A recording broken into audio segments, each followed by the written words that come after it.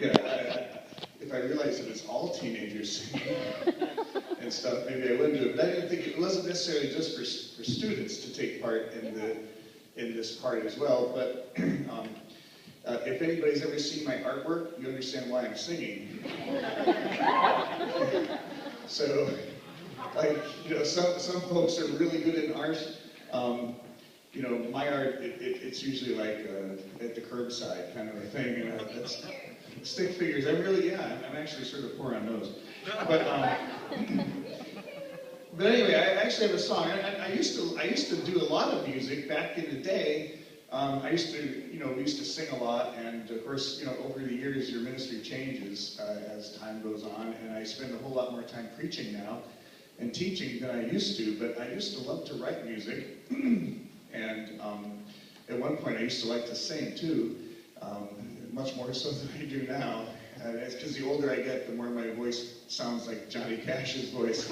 And so, although it might be insulting Johnny Cash, I'm not really sure. But I'm glad to share this song with you guys. And this song I actually wrote. We were taking part in a crusade, and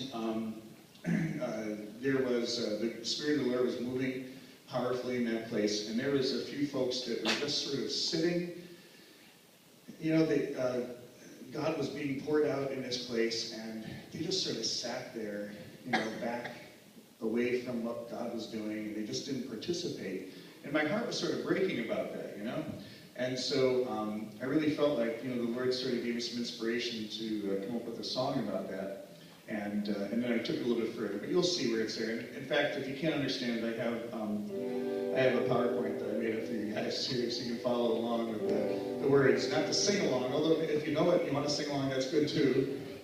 But I think you might enjoy this. It's just called On the Outside Looking In.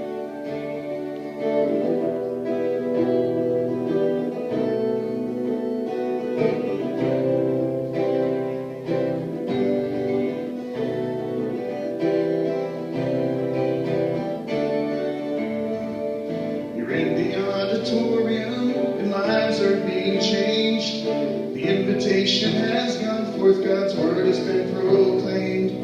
People are moving to the altar to give the Lord their all. But pride won't let you go with them, so you refuse to call. And you find you're on the outside looking in, close enough to feel their joy, but held back by your sin. Why don't you turn today to Jesus Christ, and then you won't be on the outside looking in.